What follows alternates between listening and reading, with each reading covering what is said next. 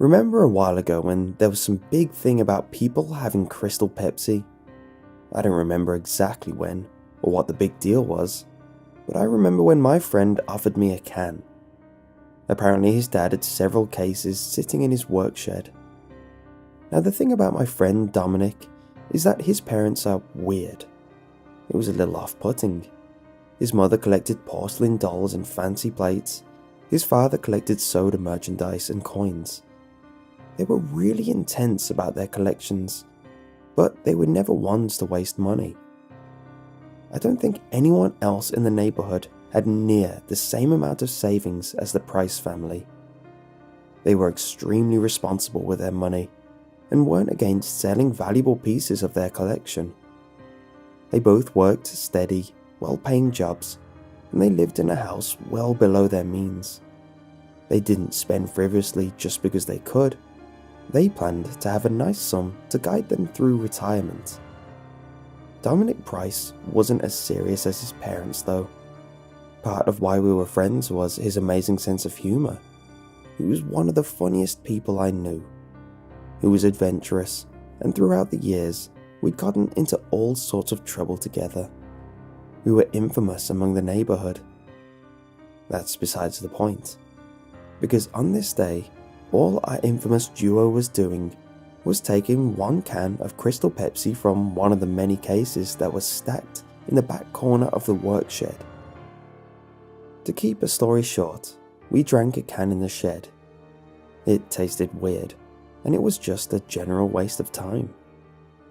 There was one interesting thing I noticed in the shed while we looked around. It was an old keychain with a Pepsi logo on it. It was pretty cool looking. Dom suddenly picked up the keychain and tossed it at me. "Want it? Dad's got millions, he'll never notice." I nodded and pocketed the keychain as we left. I knew I shouldn't have taken it, but I did anyways. It was almost like it was a gift from Dom. Anyway, I walked out with a neat trinket, and Dom finished off the gross pop.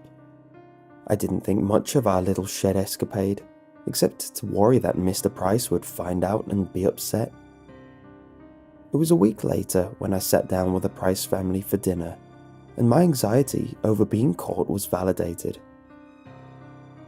"Have you two been in my work shed recently?" Mr. Price spoke casually, as though he was used to people entering his shed without permission. I looked to Dominic for his reply, because I had no idea if we planned on telling the truth.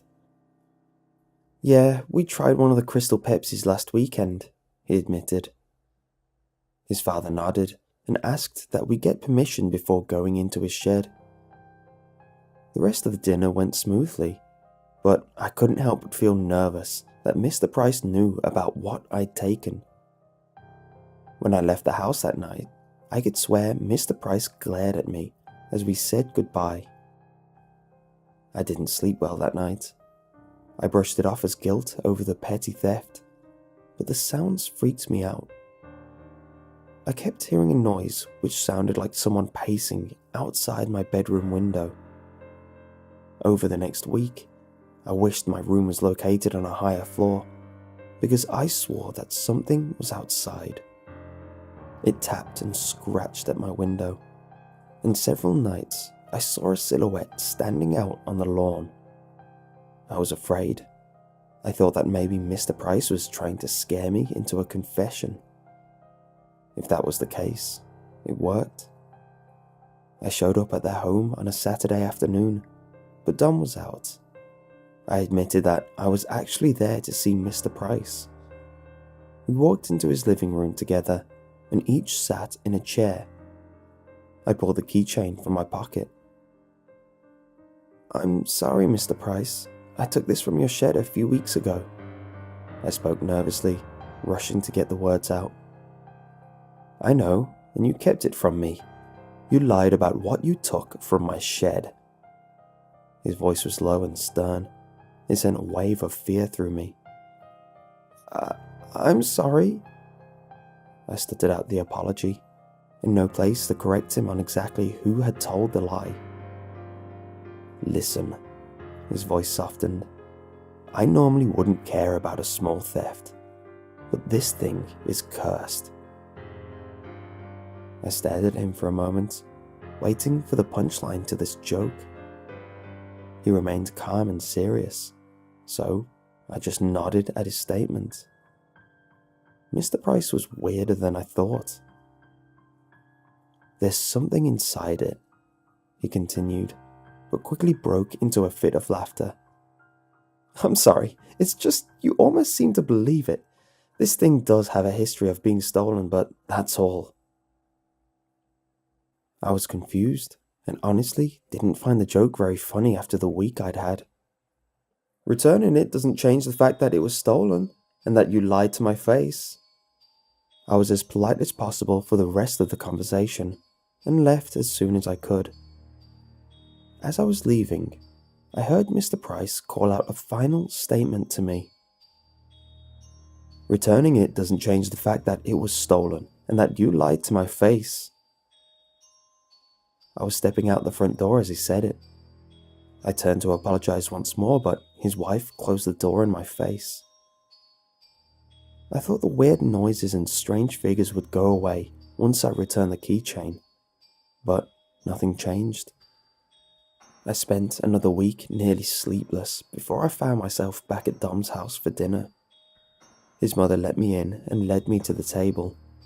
Dom was already seated and nodded towards me in a greeting. Mrs. Price left to go to the kitchen, and Mr. Price sat imposingly at the head of the table. There was an odd tension in the air, and I felt uncomfortable sitting there.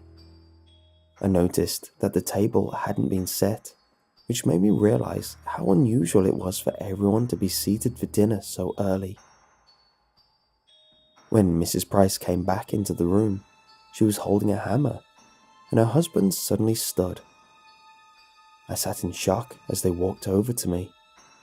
I wasn't expecting the hammer to slam down on the hand I'd left resting on the table. I heard the crunch of bone before I screamed. It was the worst pain I'd ever felt, and I was too shocked to move. The hammer came down a few more times, landing squarely on each of my knuckles. I flinched each time I heard my bones breaking, but by the last one, I wasn't sure if I could feel it. My right hand was a useless, mangled mess. Mrs. Price gripped my shoulders as her husband moved away from me. She wasn't very big or imposing, but she was strong enough to keep me in place while I groaned in agony. I don't think I could have moved very much if she hadn't been holding me. The pain was intense. I wanted more than anything to leave, but I couldn't understand why Dom hadn't moved from his seat. That's when Mr. Price pulled his son's seat away from the table, and I saw that his hands were bound. "In some places, the punishment for stealing is very costly," Mr. Price smiled. "You two are lucky." I stared in disbelief as he held the hammer above Dom's hand. That was the moment when Mrs. Price leaned close and whispered to me, "Run. Don't tell anyone what you saw. There's a similar punishment for spreading rumors."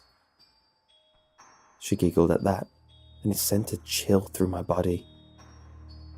"No one would believe it either."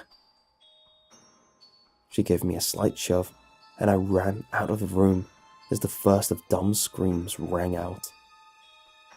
The street was busy, loud. I couldn't hear any screams once I was outside, but I still ran. I ran until I got home, feeling guilty for leaving Dom.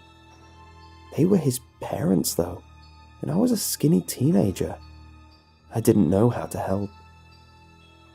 When I got home, my parents were waiting for me. They weren't surprised by my bloody hand. They received a call from Mr. Price where he explained that I'd gotten into a fight with Dominic. Today was the day they planned on moving out of the state, and according to Mr. Price, I was mad that no one had told me that they were leaving. My parents were disappointed in me, assuming my broken knuckles were from a wall I had supposedly put a hole through at the Price home. I went to the hospital about it, and even the doctor told them that it didn't appear to be caused by punching something. They didn't really acknowledge it, too deep in their acceptance of what Mr. Price had said. He was their friend, a fellow parent in the neighborhood. Of course they trusted him.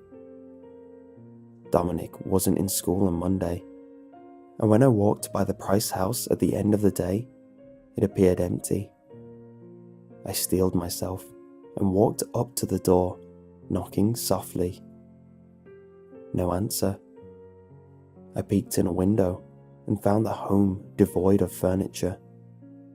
They really had moved away.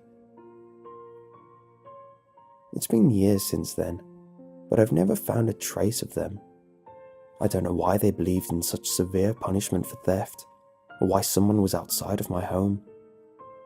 Maybe thinking I'd tell my parents and make myself less credible in the end. Regardless, no one has ever believed my side of the story. The only reason I even thought to tell anyone about this is because I found something in an old jacket of mine today. It was an old Pepsi keychain that I know I returned.